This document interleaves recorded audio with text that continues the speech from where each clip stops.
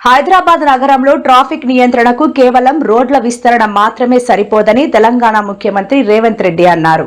ఆధునీకరణ, పట్టణీకరణతో భవిష్యత్తులో మరిన్ని కొత్త సవాళ్లు ఎదుర్కోవాల్సి ఉంటుందని అన్నారు. సిగ్నల్ ఫ్రీ సిటీగా హైదరాబాద్ ను తీర్చిదిద్దే ప్రణాళికతో ముందుకు వెళ్తున్నామని అన్నారు. అండర్ పాస్, సర్ఫేస్, ఎలివేటెడ్ అనే 3 లెవెల్ విధానాన్ని తీసుకురావాలని అన్నారు. మల్టీ ట్రాన్స్పోర్ట్ సిస్టమ్ను అభివృద్ధి చేయాల్సిన అవసరం ఉందని ముఖ్యమంత్రి పేర్కొన్నారు.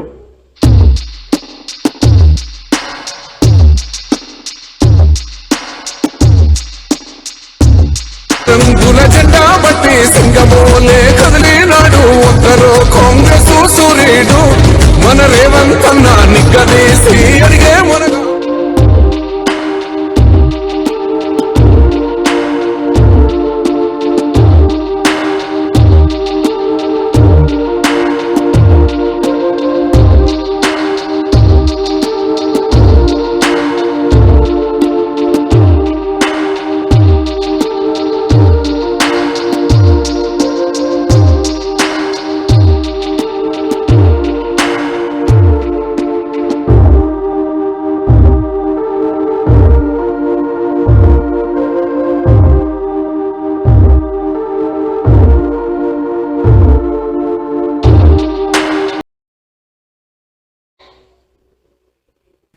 బీఆర్ఎస్ చేపట్టిన బంద్ నేపథ్యంలో కరీంనగర్ ఎమ్మెల్యే గంగుల కమలాకర్ను పోలీసులు గృహ నిర్బంధం చేశారు. దీంతో గంగుల పోలీసులపై చిందులేశారు. పోలీసులను ఏకవచనంతో సంబోధిస్తూ అసహించుకున్నంత పని చేశారు. పోలీసులతో మాట్లాడుతూ ఇది మా ఇల్లే, మమ్మల్ని ఎలా నిర్బంధిస్తారంటూ ఆగ్రహం వ్యక్తం చేశారు. బయటకు వెళ్లేందుకు ప్రయత్నం చేసిన గంగుల పోలీసులు అడ్డుకోవడంతో ఆవేశంతో ఊగిపోతూ దొంగలను పట్టుకోవడం చేత కాదు కానీ మమ్మల్ని పట్టుకుంటారా, హే జరగయ్యా అంటూ చేసిన వ్యాఖ్యలు సోషల్ మీడియాలో దుమారం రేపుతున్నాయి.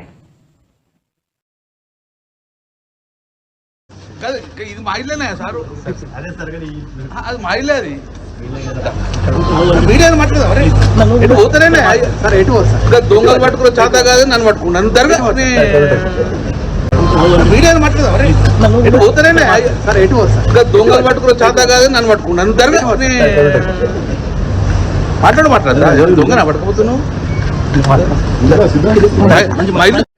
నాకైతే డౌట్ కూడా వస్తున్నది. ఈ మాట అంటే కొంతమందికి నచ్చకపోవచ్చు కానీ ఒక డౌట్ కూడా వస్తున్నది. మరి ముఖ్యమంత్రి గారు ఏమన్నా ఆయన గతానుభవం చెంచల్గూడలో చాలా కాలం ఉన్నాడు ఆయన. మరి వాళ్ళ బ్యాచ్మేట్లకు ఏమైనా ఫ్రీడమ్ ఇచ్చిండా? అలా చేసుకునిరా, నేనే ఉన్నా కదా మీ దోస్తును చూసుకోండి, లేకపోతే మేము కూడా కాంగ్రెస్ మంత్రులు ఎమ్మెల్యేలు అందరం స్కీమ్ పెట్టుకున్నాం, దాచుకో అనే స్కీము, మీరు కూడా అదే స్కీమ్ లో పాలు పంచుకోండి అని చెప్పి వాళ్ళకి ఏమైనా లైసెన్స్ ఇచ్చిండా, ఫ్రీడమ్ ఇచ్చిండా, లేకపోతే ఏంది? 5 తుపాకుల కరీంనగర్ లాంటి పట్టణంలో, ఇంతటి చైతన్యవంతమైన పట్టణంలో, హోంశాఖ సహాయ మంత్రి గారు ప్రాతినిధ్యం వహిస్తున్న పార్లమెంటరీ హెడ్ క్వార్టర్లో 5 తుపాకులతో ముష్కరులు వస్తే, కాల్పులు జరిపితే, ఇంత తీవ్రమైన గాయాలు జరిగితే 32 గంటల పాటు ఒకరిని పట్టుకోలేని పరిస్థితిలో ఉన్నారంటే నేను మీకు గుర్తు చేస్తా ఉన్నా. మా మీడియా మిత్రులకు తెలుసు, మా ప్రభుత్వంలో కూడా ఒక చిన్నపిల్ల అపహరణ సంఘటన జరిగింది, మీకు గుర్తుండాలి. కానీ నాకు గుర్తున్నంత వరకు విత్ ఇన్ 5-6 అవర్స్ ఆ సీసీ కెమెరాలు చూసి పట్టుకొని విత్ ఇన్ 5-6 అవర్స్ ఆ పాపను తీసుకొచ్చి తల్లిదండ్రుల దగ్గర అప్పచెప్పింది ఆనాటి పోలీస్ యంత్రాంగం. పోలీసు వాళ్ళు మారలేదు, ప్రభుత్వం మారింది, ప్రాధాన్యాలు మారినాయి. కాబట్టే ఈ అవస్థ వచ్చింది. ఈ ముఖ్యమంత్రి గారి చేతగాంతనం, ఆయన ఇంకొకరికి అవకాశం ఇవ్వడం అదో దౌర్భాగ్యం. విద్యాశాఖ నా దగ్గరనే ఉండాలి, హోంశాఖ నా దగ్గరనే ఉండాలి, మున్సిపల్ శాఖ నా దగ్గరనే ఉండాలి, కానీ మళ్ళీ ఏం తెలియదంటే. నేను దగ్గర 26 సంవత్సరాలు నేను రాజకీయాలు ఉండి ఏ రోజు చూడంగా తెలంగాణ ఉద్యమం కింద జరగలే.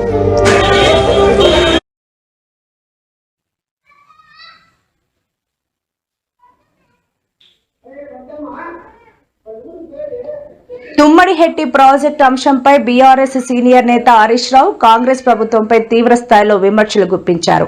కాంగ్రెస్ అంటేనే కరప్షన్ కు మరో పేరని ఆరోపించిన ఆయన తుమ్మడిహెట్టి ప్రాజెక్టుపై ప్రభుత్వం ప్రజలను తప్పుదోవ పట్టిస్తుందని మండిపడ్డారు. ప్రాజెక్టుపై ప్రభుత్వం రోజుకో మాట మాట్లాడుతోందని, కాంగ్రెస్ కు తుమ్మిడిహెట్టి ప్రాజెక్టుపై చిత్తశుద్ధి లేదని హరీష్ రావు ఆరోపించారు.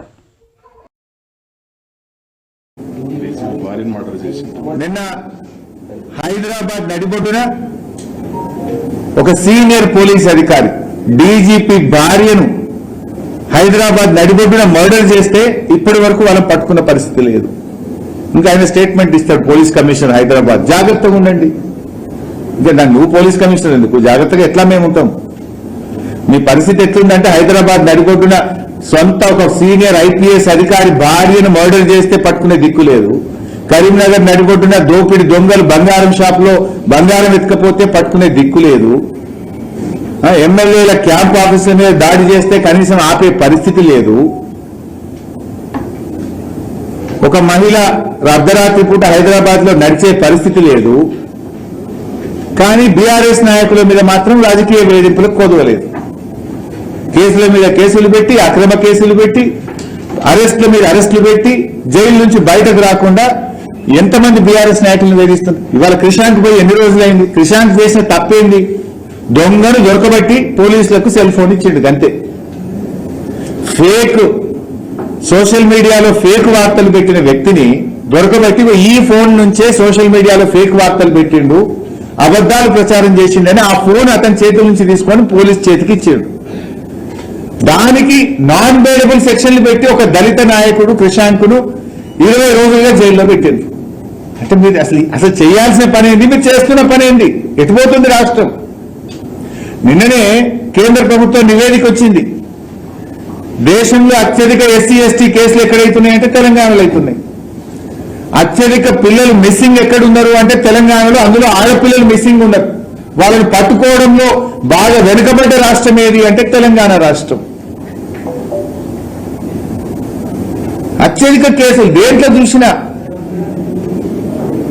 తెలంగాణ అభివృద్ధి దేంట్లో జరుగుతుంది? ఆత్మహత్యల్లో అభివృద్ధి చేస్తున్నారు మీరు. కేసుల నమోదులో అభివృద్ధి చూపిస్తున్నారు, అత్యాచారాల్లో అభివృద్ధి చూపిస్తున్నారు, చిన్నపిల్లల్ని ఎత్తుకెళ్లడంలో అభివృద్ధి చూపిస్తున్నారు, మహిళల రక్షణ ఫెయిల్ అవడంలో అభివృద్ధి చూపిస్తున్నారు. హైదరాబాద్ పరువు తీసేసింది మీరు. ఒకప్పుడు లా అండ్ ఆర్డర్ లో తెలంగాణ దేశానికి దిక్సూచి. ఇదే కేంద్ర ప్రభుత్వం అనేక సందర్భాల్లో తెలంగాణను మెచ్చుకున్నది. ఇవాళ పరిస్థితి ఏంది? మహిళా పోలీస్ కమిషనరు మంచి ప్రయత్నమే చేయొచ్చు ఆవిడ, కానీ పరిస్థితి ఎట్లా ఉందనడానికి అది అడ్డం పడుతున్నది. పరిస్థితి తీవ్రతకు అది అడ్డం పడుతూ ఉన్నది. ఎంత దారుణమైన పరిస్థితులు హైదరాబాద్ లో ఉన్నాయి. ఒక ఐపీఎస్ ఆఫీసర్ భార్యను మర్డర్ చేస్తే ఎట్లుంది? ఒక ఐపీఎస్ ఆఫీసర్ రోడ్డు మీద తిరుగుతే పరిస్థితులు ఎట్లా ఉన్నాయి? అంటే ఈ రకంగా రాష్ట్రంలో రాజకీయ వేధింపులకు పోలీసులు వాడుకుంటున్నారు. కక్ష సాధింపు చర్యలకు పోలీసులు వాడుకోవడం వల్ల పోలీసులు తమ పని తాము చేసుకోలేక లా అండ్ ఆర్డర్ కుప్పగూలింది. రాష్ట్రం పరువు తీసింది ఈ రేవంత్ రెడ్డి. హోంమంత్రిగా ముఖ్యమంత్రిగా రేవంత్ రెడ్డి అఫ్టర్ ఫెయిల్. నిన్న పోయినటువంటి మంత్రి జూపల్లి కృష్ణారావు ఆయన అంటాడు, తమ్మిడిహట్టి దగ్గర బ్యారేజ్ కడితే గ్రావిటీ ద్వారా ఎల్లంపల్లికి నీళ్లు పోతాయట. నిన్న ఎంత అవగాహన రహిత్యము, బేసిక్స్ లేవు. ఇప్పుడు అసలు ఏది నిజం? ఉత్తమ్ కుమార్ రెడ్డి మొన్న ఎప్పుడు హైదరాబాద్ లో మాట్లాడుతూ ఏమంటాడంటే, తమ్మిడిహట్టి దగ్గర మేము బ్యారేజీ కట్టి సుందిల్ల బ్యారేజీకు నీళ్లు తెస్తాము అని ఉత్తమ్ కుమార్ రెడ్డి మాట్లాడింది. ముఖ్యమంత్రి రేవంత్ రెడ్డి ఏమంటాడు, మేము తమ్మిడిహట్టి నుంచి ఎల్లంపల్లికి నీళ్లు తెస్తాము అంటాడు, లిఫ్ట్ పెడతామంటాడు. జూపల్లి కృష్ణారావు ఏమంటాడు, లేదా లిఫ్టే అవసరం లేదు, తమ్మిడిహట్టి దగ్గర బ్యారేజ్ కట్టి ఎల్లంపల్లికి గ్రావిటీలో నీళ్ళు వస్తాయి అంటాడు. అసలు ఎవరు కరెక్టు? ఏది కరెక్టు? రేవంత్ రెడ్డి చెప్పేది కరెక్టా? ఉత్తమ్ కుమార్ రెడ్డి చెప్పేది కరెక్టా? జూపల్లి చెప్పేది కరెక్టా? వివేక్ గారు చెప్పేది కరెక్టా? మతి లేని మాటలు, సోయి లేని మాటలు, అవగాహన లేని మాటలు, పరిజ్ఞానం లేని మాటలు. ఈ రకంగా మీరు రాష్ట్ర పరువు తీస్తున్నారు. మీ పరువు తీసుకుంటే తీసుకోండి, మాకేం అభ్యంతరం లేదు. కానీ తెలంగాణ మంత్రులకు ఇంత సోయి లేకుండా మాట్లాడతారా, ఇంత అవగాహన లేకుండా మాట్లాడతారా అని రాష్ట్రం యొక్క పరువు మంట కలుపుతున్నారు మీరు.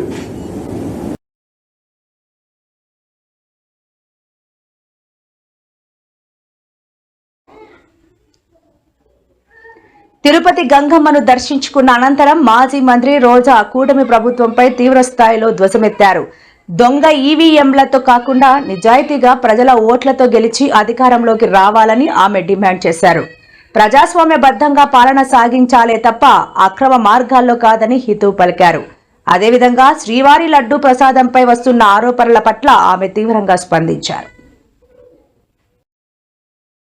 ఎన్నికల్లో చూసుకుందాం, ఈవీఎంలు లేకుండా దొంగ ఈవీఎంలను మ్యానిపులేషన్ లేకుండా ప్రజల ఓట్లతో రమ్మని చెప్పండి, అప్పుడు తెలుస్తుంది.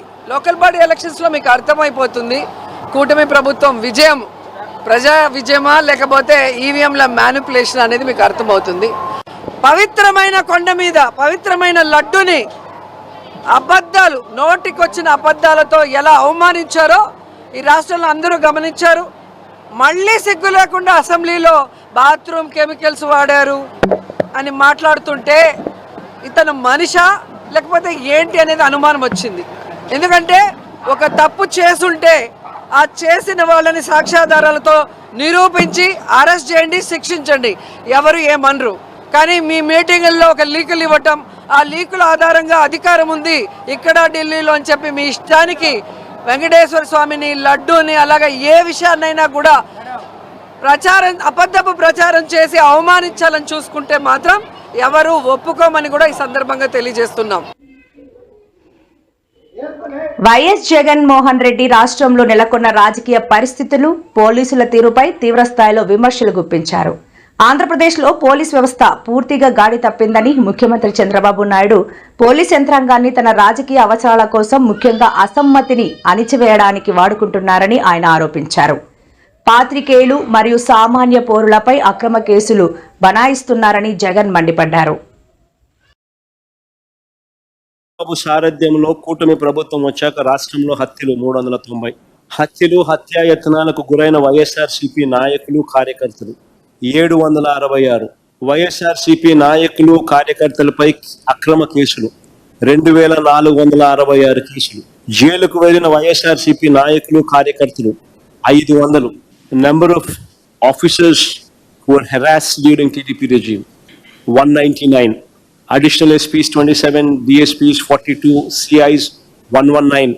Number of IPS officers, especially higher rank IPS officers who've been harassed. DG ranked officer PSR Anjaneyulu, DG rank officer Dalit officer Sunil Kumar IPS, additional DG rank officer Sanjay IPS, senior officer IG rank Kantilal Rana, senior officer Vishal Gunni, Raghuram Reddy IG rank officer, Ravi Shankar Reddy IPS, Prashant Reddy IPS are being harassed. Another IPS officer P. Joshua being harassed. Retired ASP Vijay Paul wrongfully arrested. This kind of data also, the kind of harassment and the kind of horror that the Telugu Desam Party, that Chandrababu Naidu is unleashing, all this data will also be posted on my Twitter handle, facts and figures with the names.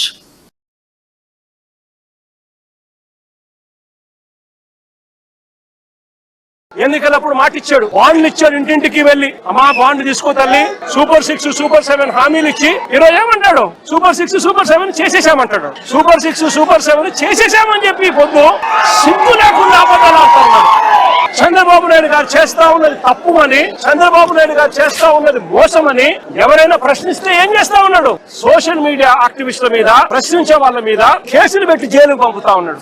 అబద్ధాలు చెప్పేది ఆయనే, మోసం చేసేది ఆయనే. ఆ తర్వాత ఆయన ఎవరైనా ప్రశ్నిస్తే వాళ్ళ మీద అక్రమ కేసులు పెట్టి, అక్రమ సాక్ష్యాలు క్రియేట్ చేసి వాళ్ళను జైలుకు పంపించి, చివరికి సోషల్ మీడియా పిల్లలని కూడా చూడకుండా చంద్రబాబు నాయుడు గారిని ప్రశ్నిస్తున్నారని చెప్పి ఏకంగా వాళ్ళ మీద గంజాయి కేసులు పెట్టి వాళ్ళ కెరీర్ ను సైతం నాశనం చేస్తా ఉన్న వ్యక్తి చంద్రబాబు నాయుడు గారు కాదా అని అడుగుతా ఉన్నా.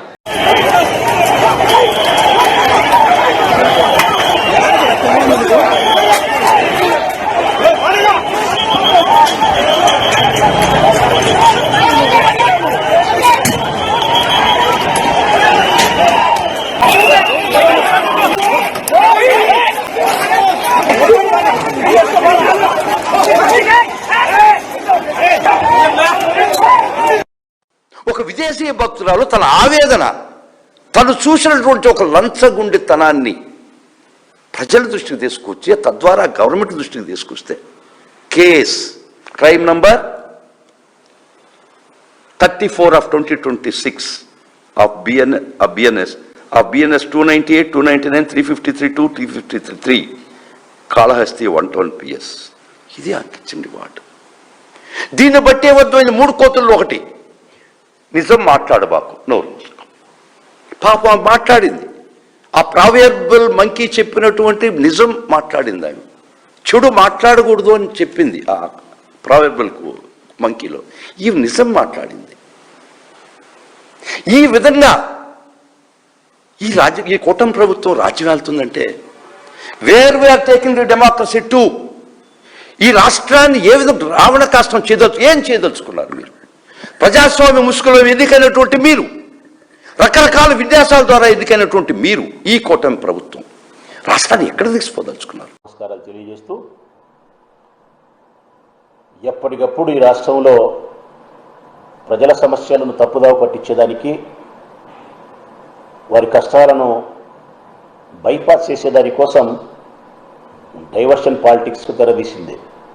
గత 1.5 సంవత్సరంగా ఈ ప్రభుత్వం వచ్చిన ఒక 6 నెలల నుంచి స్టార్ట్ చేసింది డైవర్షన్ పాలిటిక్స్.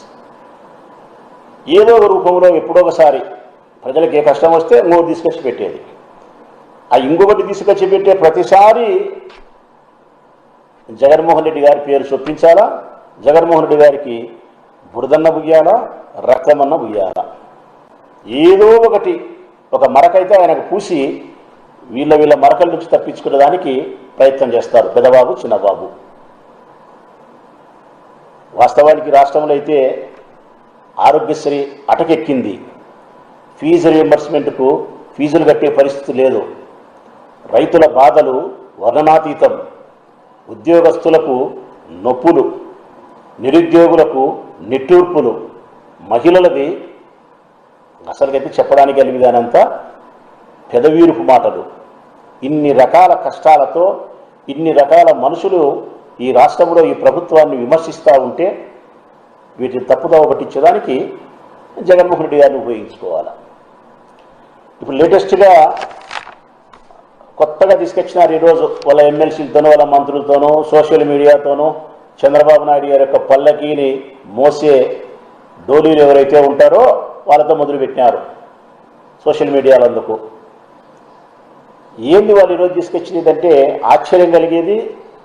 అసలు ఇంత అసహ్యకరమైన రాజకీయాలు చేస్తారా, ఇంత బురదల్లే ప్రయత్నంలో ఎంత నీచానికైనా దిగజారిపోతారా అనిపిస్తుంది. వాళ్ళు ఏం ఈరోజు చేస్తారంటే కన్నా 2021 సంవత్సరంలో బ్లడ్ స్టాండర్డ్స్ అనే ఒక పుస్తకం రాసినాడు ప్రముఖ సీనియర్ జర్నలిస్ట్ ఉడుమల సుధాకర్ రెడ్డి. ఎర్రచందనానికి సంబంధించి రాసినాడు బ్లడ్ స్టాండర్డ్స్ అని చెప్పి. అది 2023 సంవత్సరంలో ప్లానెట్ కిల్లర్స్ పేరుతో ఒక ఇన్వెస్టిగేషన్ ఛానల్ ఒక డాక్యుమెంటరీ తీసింది 2023 సంవత్సరంలో. ఈ ఉడుమల సుధాకర్ రెడ్డి సీనియర్ జర్నలిస్ట్ రాసిన పుస్తకం ఆధారం ప్రకారం 2023 సంవత్సరంలో ఒక డాక్యుమెంటరీ. ఆ డాక్యుమెంటరీలో ఎక్కడే కానీ జగన్ గారి పేరు కానీ జగన్ గారి ఫోటో కానీ ప్రస్తావన కానీ లేదు.